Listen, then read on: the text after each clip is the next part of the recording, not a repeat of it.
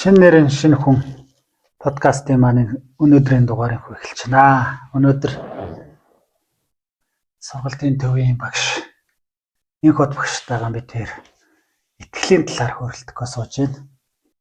За тэгэхээр итгэл гэдэг юмыг хоёулаа итгэл гэж нэг тийм юм байд юм аа гэж яг нэг дүгнэж хэлэхээс гадна итгээд байгаа бидний итгэл гэдэг байгаа юмыг хоёулаа нэг жоохон хөндлөнгөөс нэг тий харж ярилцаж нэг жоохон сой тий. За тэгэхээр таны хувьд миний зөвөр ойлгож байгаагаар итгэл гэдэг зүйл бол маш том өргөн цар хүрээтэй ойлголт. Гэхдээ бид нар яг үүндээ итгэл гэдэг зүйлээ яг юу вэ гэдгийг сайн бүрэн гүйцэд ойлгохгүй, ухамсарлалтгүй юм болов гэж бодож байна. Би зөвөр анх одоо энэ яг юм ухамсарын тэлэлт иймэрхүү зүйлээр сонирхож байгааг байхдаа итгэл гэдэг зүйлийг зүгээр л ямар нэгэн зүйлд итгэл гэж боддог ус. Айгу өнгөц боддог гэсэн байхгүй. Тэгсэн одоо ингээд яг одоо итгэлийг зүгээр тодорхойлооч гэх юм бол хүн зүгээр өөрийнхөө амьдрж байгаа тэр яг амьдралын цаад яг тэр нэг бүтээгдэж байгаа хүчин л өөрөө итгэл юм байна.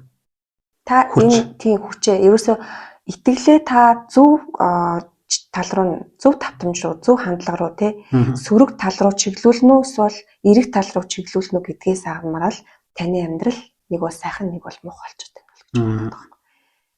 Яг тэр нөө тухайн юмаа хүсээд итгэсэн тохиолдолд тэр нөөрөө хүч болоод бэлчээд байна шүү дээ тий. Одоо ингээд хүмүүсээ одоо хийсвэр зүйлд хүртэл хүн итгэнгүүт тэр нь бодит юм шиг хүнд мэдрэмж байгаа шүү дээ. Бодит биш мөртлөө. Бодит биш мөртлөө. Тэрэнд итгэчихээр тэр хүн одоо өвдөлт хүртэл яг тийм байгаа шүү дээ.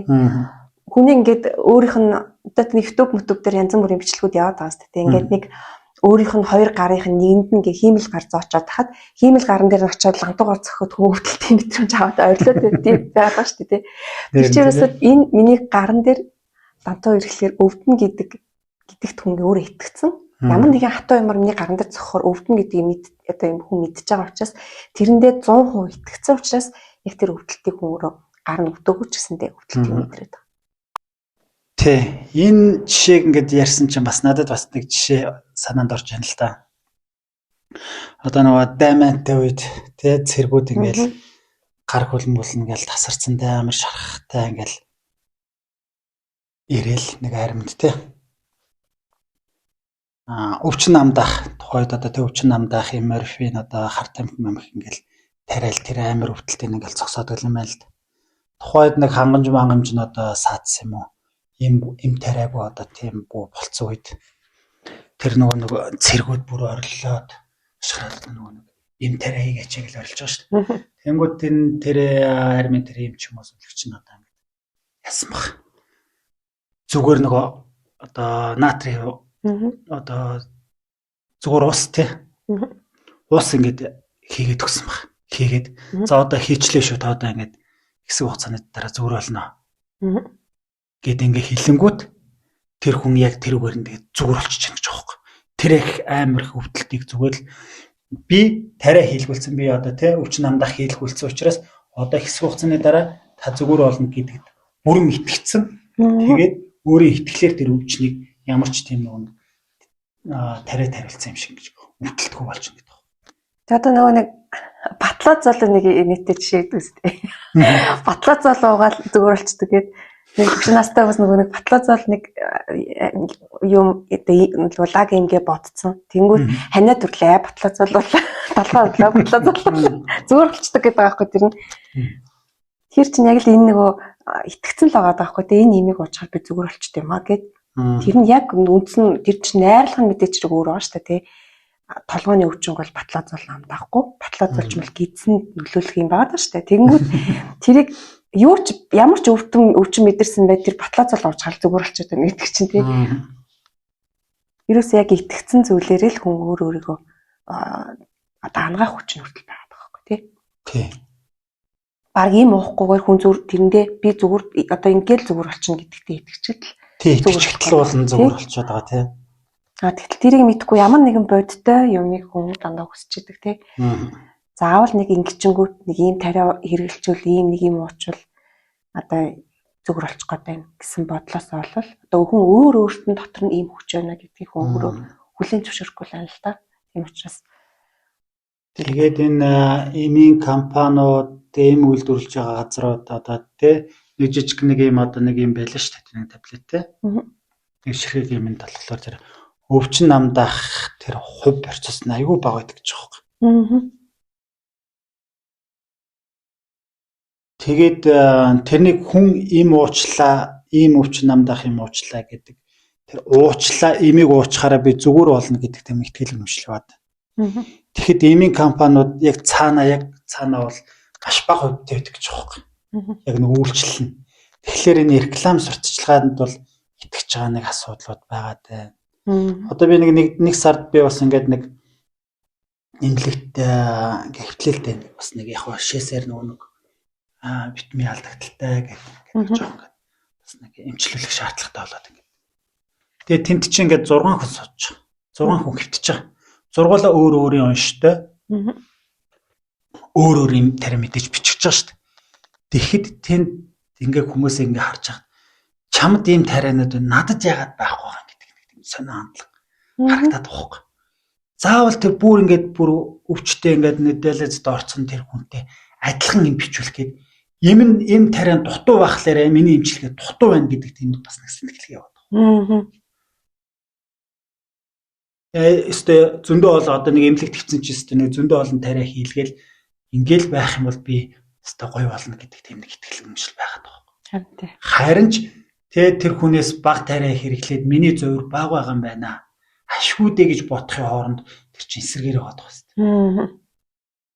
Тэнгүүтээ хүмүүс чинь эмнэлэгт очиж үзүүлэхдээ өөрөө нэг ихлээр энэ л өвдөд байгаа мэн гэдэг ихний нэг оншиг өөрөө тавина штэ.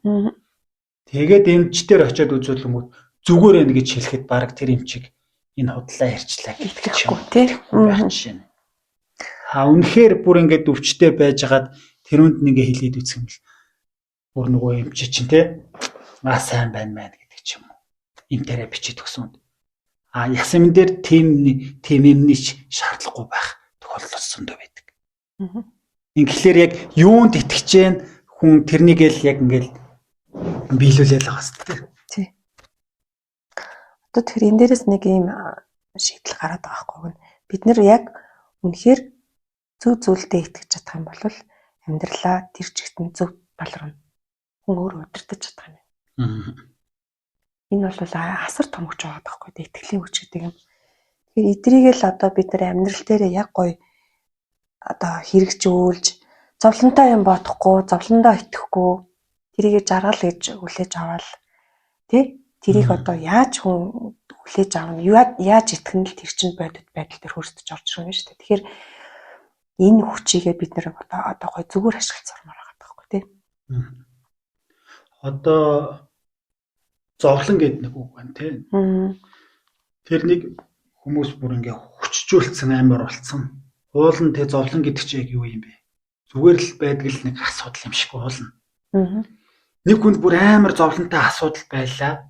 Тэгэхэд нөгөө хүнд нөгөөх нь зовлон биш байдаг. Тий. Ян тийм байдаг тий. Яг хоёр ижилхэн юм тохиолдсон байхад нэг нь тэрийг зовлон гэж харахгүйгээр даваад гарч байгаа ч юм байна. Нэг нь бүр тэр зовлон гэж бүр амар хүлээж аваа. Нөгөөдхөө бүр бодитжуулаад, бүр нэмж дээрээс нь юм бодоол, бүр сэтгэлээр өөрийгөө унгагаал, бүр ингээд доошоо орол унцсан байна шүү дээ тий. Тэгтэл тэрийг хөнгөн ингээд хүлээж аваад, хөнгөн байдлаар хүлээж аваад энэ миний хувьд асуудал биш ээ. Би нэг даван туулж гарч чадна гэд итгэцэн хүн бол тэрийг зүгээр л тэрний жижигхэн юм болчих. Одоо энэ нөгөө нэг засал хийлэх бас байна тий. Одоо ингээд жилийн засал өнгө цагаан сарын дараа юм. Цагаан сарын дараа тий. Нэг заслаа хийлэгчл юм бол сайхан болчлоо. Одоо надад янз бүрийн юм тохиолдохгүй гэдэг хүн итгэждэг тий.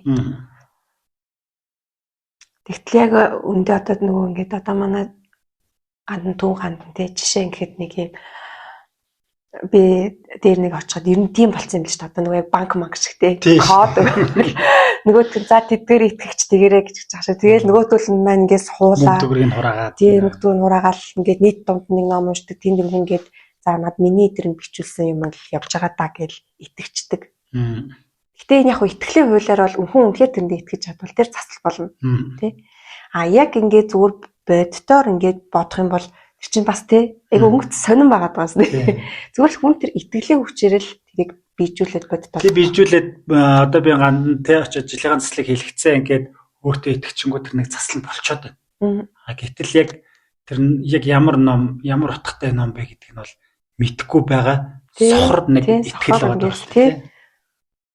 Их тийм байна. Итгэлийг ярьсан чинь ингээд бас сони юм а тий. Юунд итгэх вэ яах вэ гэхээс хамаарат өөрийнх нь амьдрал бүтээгчдэг юм шиг. Харин тий. Тийм байгаа. Ерөөсөө яг та өнөөдөр жоохон ядруухан зовлонтой өөрийгөө эсвэл азгүйч гэдэг юм уу миний амьдрал жоохон азгүй бүтлэхүү гэж тодорхойлж байгаа бол та зүгээр л тэр миний амьдрал азгүй байдаг юм а бүтлэхүү байдаг юм а гэдэг үзэлтэй л итгэцэн хүн байгаа. Тэгэхээр одоо та өөрийнхөө амьдралыг өөрчлөх хүчин танд өөрт нь байж байгаа. Тийм учраас тэрэндээ итгээл амьдралаа нэг сайн сайхнаар итгэж үнэмшээд нэг үзээч. Та чадахгүй гэж бодож байвал та чадахгүй таны зөв тий. Тий тий. Яг тийм гоё үг тий. Нэг үг гэдэг шүү дээ.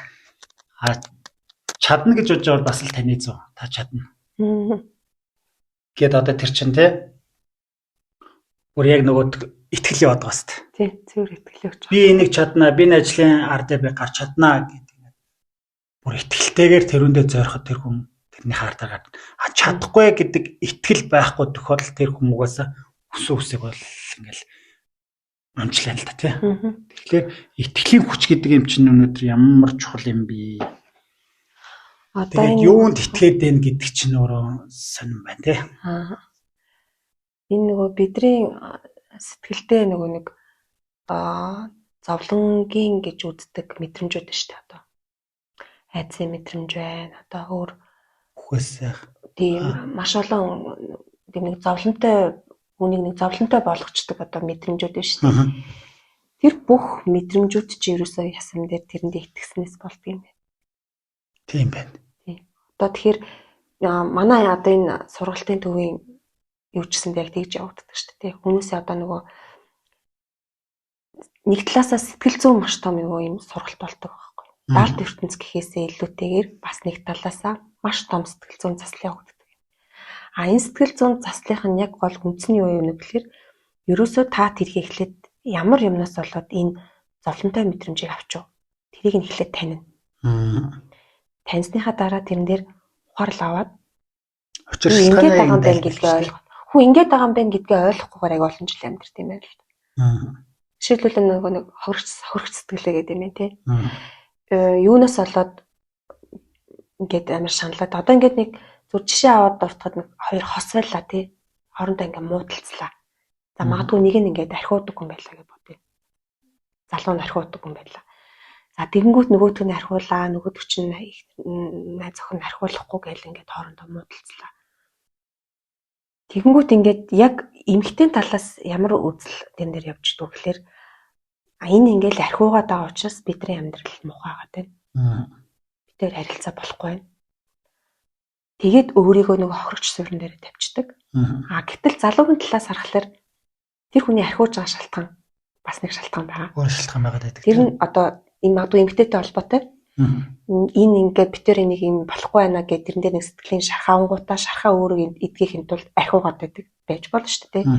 Тэнгүүт залуу болохоор нөгөө эмэгтэйгээ буруу тэрнээс болж ийн гэд өөрийгөө сэтгэлгээнд тавьчихдаг. Тэнгүүт ингээд энэ хоёрын дундаас нэг ингээд биедээ хайртай гэдэг аанаасаа бөө нэг юм нэг зовлонгийн харилцаа үүсдэг тий. Тэгээ эний чинь яг үндэс нь юу гэхээр ерөөсөө тэрэндээ итгэцэн байгаа байхгүй. Яг л энээс болоод ингэчлээ. Тэгээд тэр байр суурьнд итгэцэн. Тэр шиг одоо ингээд маш олон юм нөгөө хүний бидний одоо амьдралтаа зовлон гэд итгэцэн тэр бүх одоо асуудлууд, бүх гацаанууд, бүх мэдрэмжүүд яг үндсэндээ өндөө бол яг тэр мэдрэмжэндээ л итгэцэн. Учраас тэр зүйл болж байгаа. Тэгээд тийм зүйлүүд тохиолдоод байгаа учраас миний амьдрал зовлонтой гэдэгтээ бас итгэцэн.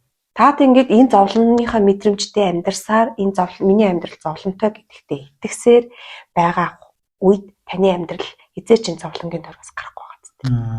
Зовлондоо итгэлээ миний амьдрал зовлонтой ойл гэж бодоод байна. Тэнгүүд яаж энэ итгэлийн хүчин энэ том тойргоос гарах юм бэ те? Та өөрөө амьдралаа тийм бишээ гэдэгтээ итгэсэн цагтаа л гарах гэдэг байна. Тэгэхээр энийг ярихлаар бас л нөгөө нэг яг одоо дээрээ байж чадахгүй гал асуудал байгаа юм. Тий. Дандаа нөгөө өнгөрсөндөө төвлөрөөд хохирч сэтгэлгэн дээрээ тавьчаад энэ л ингэсэн шүү дээ. Энээс л болсон шүү дээ. Ингээл одоо энээс л болсон учраас би тэр одоо ингээ яваад байна. Уулна ихчүүл гэд ирээдүйн хараад. Гэсэн мөртлөө дандаа ирээдүйдээ өнгөрсөндөө ингээ хараад. Энийг ингээ ярихлаар яг одоо тэгвэл те хамгийн сайнараа те бүх юм дээр төвлөрөлтөө яг одоо цаг дараа байж чадвал ухамсарлаж чадвал одоо таны өөрөө чинь байгаа байдал чинь ирээдүйгөө өнгөрсөн болж бичигдэж байна. Яг одоо би сайхан бүх зүйлээ сайхан дээр тавьсан үед миний ирээдүй ямар байх нь тодорхой гэдэг нэг юм асуудал байна. Тэгэхээр бид нэр одоо тэгэл бас л энэ итгэл одоо цаг гэл одоо те нэг чухал юмнууд байгаа шүү дээ. Эднэрийнхаа нэг утга учирыг нэг олоод эхлэх юм бол ямар ч асуудалгүй болно. Болчих гээд байгаа байхгүй. Одоо тэр нөгөө тэр хохирогч гэдэг сэтгэлгээнээс ч ер нь бол яг үнэндээ яг тэр хохирогч гэдэг сэтгэлгээний ингээд голд нь ороод гацсан хүн бол тэрнээс өрөөсө гарц гаргалгаа олдохгүй байхгүй. Байнга л миний зүв байхад яагаад энэ хүмүүс ингэж хандж байгаа юм бэ гээл дотроо ингээд бачуурал яваад байдаг тийм. Энээс ингээд гарахт ерөөсөө бусдыг өөрийнхөө өмнөөс тавьж үзээд одоо бусдыг одоо нэг өсөндөө яг өөрийгөө л ингээд би ингээс хамгийн сайнараа байгаад хаад хүмүүс надад ингэж хандлаа гэл бусдыг буруутгал өөрөө тэн дээр байнга юм нэг хөргөн цэвэрхэн хохирогчийн өрөвдөлтөй дүр дээрэл байгаад хам бол яг энэ тойргийн сэтгүүнээс гардаггүй юм билээ. Тэр өндөө өөрөө асар ихтгэлтэй биш. Ихтгэлтэй тий. Ихтгэлтэй тэр ч угаасаа бас зүв байгаад байдаг. Тийм өөр хүн бол зүв байгаад харин тий. Нөгөө хүний ямар байгааг бас те харах. Бас нөгөө чинь нөгөө байдлаар адилхан л хохирогч сэтгэлгээрээ тавьсан байгаа шүү дээ. Тэгээ хоёр хохирогч сэтгэлгээтэй хүн хоорондоо байх чинь ч учраа ерөөс олохгүй байхгүй тий. Одоо энэ ингээл айгүй амархнаар ерөөсө итгэжгийн бол бид нар амьдралаа өөрчлөх юм байна гэдэг ингээд яриад байдаг. Яг бодит байдал дээр бол ингээд нэг ийм нэг зовлонгийн тойрогт орсон хүн тэрнээс ингээд тесэрч гарч тис өөрөөр сэтгэнэ гэдэг чинь нэг бодлын асар том хүндэлтэй хэцүү. Тэгмүүд одоо хамгийн гол нь яг энэ нэг ийм юм да таны амьдрал өнөөдөр зовлонтой бөөн асуудалтай бөөн одоо ийм та бусдтай ч одоо харилцааны хувьд асуудалтай байсаар л байгаа бол тий ажил дээрээ ч юм уу амьдрал дээрээ ч юм уу осын харилцаан дээр ч юм уу ямар нэгэн асуудалтай таны амьдрал нэг л зовлонтой зүдгүүртэй зүйлсөд тохиолдсоор л авал ерөөсөө та энэ итгэлийн хүч буюу манифестыг л одоо буруу ашигласаар л явсан байна гэдгийг тэрт ухаарах хэрэгтэй байхгүй. Тэгээд энийг ухаарчаад энээсээ гарах нэг жоохон алхам хийх хэрэгтэй байгаад байна. Гэтэл яг ийм юмд орцсон өөрийнхөө эндээ бүр ингээд бат итгэцэн хүн чинээс ингээд гарахын тулд тэр хүнд маш их ухаарлах хэрэгтэй. Тэгээ бүр энэ нэг амьдралдаа ингээд баттсан хүний хувьд энийг өөрчилж ингэж гарна гэдэг чинь маш том алхам байхгүй тий. Одоо нөө 10 жилд хүүхдүүд нөө хичээлээ ингээд суугаад бүгд ингээд дор ингээд юм бичээл ингээд сууж идэг шин. Тэрүүнтэй адилхан нэг хүүхд ингээд яг ингээд өнгөгээ тарж байгааг танд ингээд тусалт тий. Хүн болгоны амьдрал төрөөсө завгүй ингээд яг урт хурдах ажил урт хурдахад өөр ингэсэн нөгөө нэг проблемэнд ингээд живчгсэн ингээд явж байгаа юм. Тэр нөгөө нэг ангид ингээд дээшээ ингээд босоод ингээд бусдыг ингээд харж байгаа ажиллаж байгаа хүүхэд шиг ер нь би энэ амьдралтаа яг яагаад байна гэд нэг цогцолт хийгээд бичгэн болоо дээшээ тусч харж шít. Хүү энэ амьдрал чи яагаад байгаа юм бэ? Тэ миний проблем юу юм бэ? Гэд нэг цогцолт хийгээд нэг гоё ингээд хүү нэг цогцолт өгдөг ч гэсэн гоё санаа тий. Яг нэг зогсохгүй нэг ингэсэн ингээ хөдөлгөөн дотор орчихлоор хүүгасаа ингээд дотор орчихсон шүү дээ. Нэг тэгэл яваад байдаг тий. Нэг яг зогсоод таны өөрийгөө анзаараач гэдэг санаах тий. Тэгэнгүүт энэ хүн чинь ингээд байгаа юм биш. Би ийм учраас энэ талаасаа хараад байгаа юм. Энэ хүн тэгвэл энэ талаас нь хараад байгаа юм. Ийм хоёр хохирогч сэтгэлгээтэй хүн хизээч би нэг ойлгохгүй юм байна гэдгийг маань тэр нэг цогцолт хийж хөндлөнгөөс харснаас тэр нэг өөр ухаарлаа авч байгаа шүү дээ. Ер нь альва юмд ухаарлаа авч ижил нөгөө нэг ухамсар тэлээд байгаа шүү дээ. Тэгэхээр яг ингэж нэг зогсолт хийсний дараа ухаарлаа аваад шаш явахлаар нөгөө нэг тэр бас нэг жоохон зориг шаардах гадах шүү. Тий. Тэгээ одоо эн чинь нөгөө яг нөгөө нэг өдөр тутмын ажил амьдрал мөнгө төгрөг гэл ингээл явж байгаа тэр ажил амьдрал нэг жоохон тасалдах гад тэгэхээр л нөгөө одоо ингэж ажиллаж мөнгө төгрөг болохгүй шүү дээ гэдэг нөгөө нэг юмдаа баригдаал тэрнээс хөдөлж чадахгүй байгаа шүү дээ. Тэгэл ёстой гэсэн юм дээр. Тэгэхээр зүгээр нэг зогсолт тэгээд нэг зоригтойгоор те өөрийгөө нэг хөндлөнгөөс нэг хараад үзвэл. Яг ямар асуудлууд надад байгаад байна. Энэ асуудал шалтгаан эсвэл зовлон ч юм уу те яг юунаас үүдээд байна, ямар учиртай. За би яг ямар юм гаргаад байна. Асуудал нь надад ямар асуудлууд байгаад байна. Нөгөөд л ямар асуудал байгаад байна. Гэтэх дээрээ нэг төвлөрөөд хэлэх юм бол тэрний учир занглаа угаас олдчихдаг те. Тэгэхээр яг одоо хөндлөнгөөс өөрийгөө анзаарч ажиглах гэдэг юм нь болохоор бас л нөгөө одоодоо төвлөрөх байгаад шүү дээ тий. Одоо нөгөө нэг энэ бидний энэ мэдрэмжүүд, сэтгэл хөдлөлийн бүх зүйлүүд зүгээр яг үнэндээ бол нөгөө хоосон чанар гэдэг байгаа шүү дээ. Зүгээр бид нар тэрийг яг яаж мэдэрч чинь тэрнээс ямар мэдрэмж авч байгаагаас хамаарал тэрийг зовлонгийн жаргалын мэдрэмж болгож хувиргадаг шүү. Тэгэхээр бид нар одоо энэ итгэлийн хүч гэдэг гайхамшигтай юмыг тий одоо амьдралаа эерэг байх тэрээр тохируулаад альва бүх мэдрэмж тэр бүх давтамжуудаа аль болох эрүү чиглүүлээд таны амьдралд одоо тохиолдож байгаа гинтийн болоод тий гинтийн биш бүх зүйлүүд дээр та аль болох эерэг хандлагаар хандаад л тэгээд тэрийгээ сайн сайхан болно гэдэг дээр итгээд зовлонгийн мэдрэмжинд аль болох бага хавтаач ял гэж үздэг тий. Тэгээд ингээд таны амьдрал жоохон асуудалтай байгаа бол та асуудал дээр хэтэрхий битгий төвлөр тэрийгээ та даван тулах хүч нь надад байгаа гэдэгтээ итгэл энэ итгэлийн хүч гэдэг юм аюу сайхан зөв амьдралтаа манифест болгоч явмаар ахт л та тий. Тэгэхээр одоо итгэлийн тухай ярих юм бол маш их юм ярина тий. Энэ бол маш том сэдв. Тэгэхээр бид дараагийнхаа подкастаар бас итгэлийн тухай илүү дэлгэрэнгүйгээр гой сонирхолтой яриа өрнүүлнэ. Тэгэхээр энэ удаагийнхаа подкастыг ямарчсан энэ өрөөд өндөрлөё. Ярилцсан багштай баярлалаа. За баярлалаа.